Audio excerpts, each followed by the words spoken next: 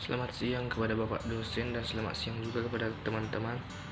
Di sini saya akan membuat review buku tentang buku strategi pembelajaran sejarah.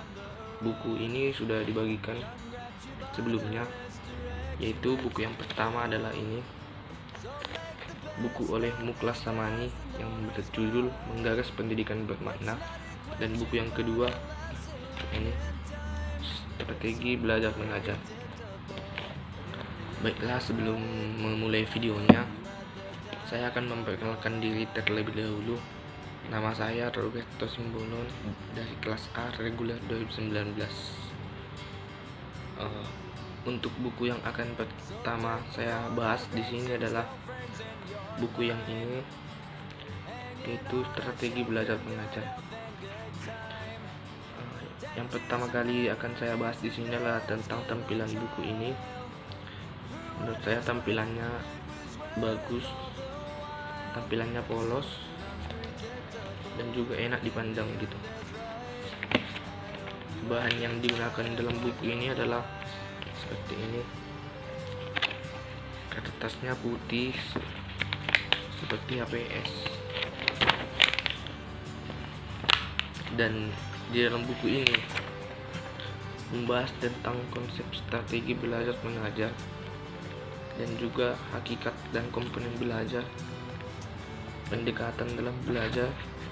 Di antaranya itu adalah pendekatan individual, pendekatan kelompok, dan pendekatan edukatif. Lalu ada kedudukan pemilihan dan penentuan mode dalam pengajaran. Lalu ada penggunaan media. Lalu teknik mendapatkan umpan balik.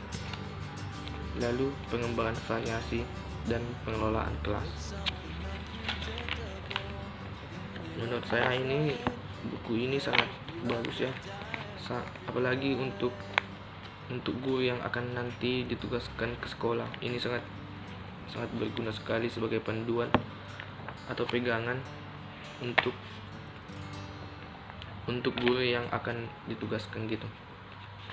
Di dalam buku ini banyak sekali gagasan yang dituangkan oleh si penulis untuk nantinya bisa dilakukan oleh guru yang akan ditugaskan gitu di sekolah. Banyak sekali pendekatan yang dituangkan dalam buku ini, yang dimana gunanya untuk membangun hubungan dengan siswa atau menyesuaikan diri dengan sekolah. Lalu ini juga ada dibuat pengelolaan kelas, dimana ini tujuannya untuk bagaimana nanti si guru tersebut untuk mengelola kelas yang akan dihadapinya. Kita tahu kan bahwa di kelas itu banyak sekali tantangan-tantangan gitu siswanya atau apa gitu. Jadi dengan buku ini si penulis menuangkan gagasannya gitu supaya yang membaca itu bisa siap menerima tantangan tersebut. Buku ini diterbitkan oleh Trineka Cipta.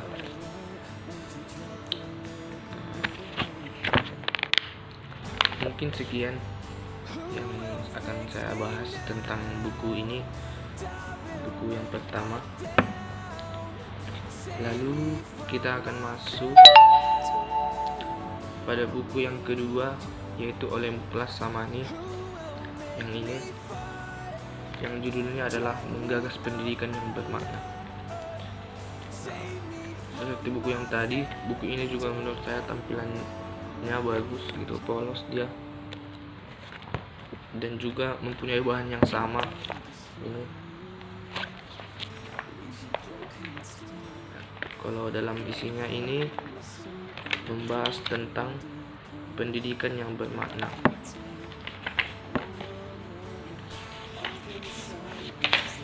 Di isinya kita dapat melihat bagaimana penulis menuangkan gagasannya terhadap judul yang dibawakannya, itu pendidikan yang bermakna.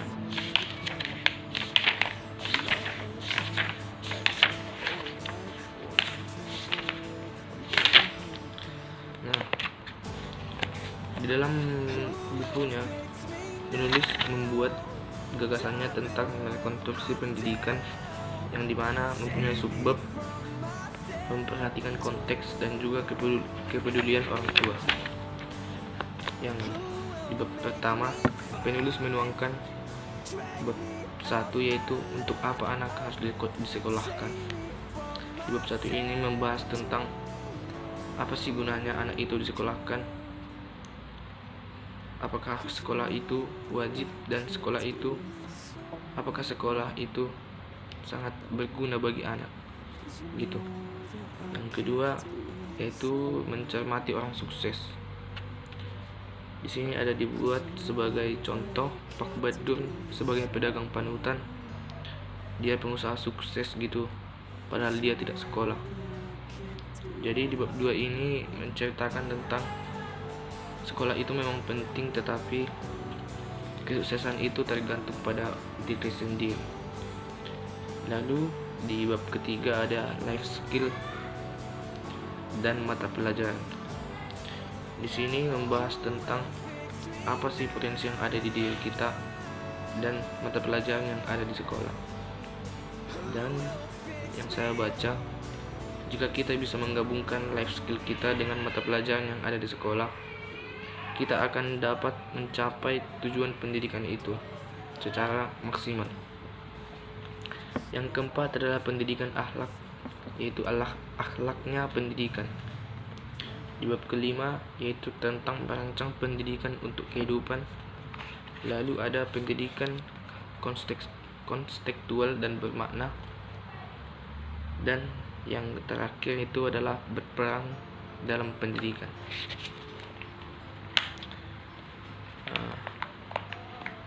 Di dalam buku ini banyak juga ahli-ahli yang ikut serta menuangkan gagasannya.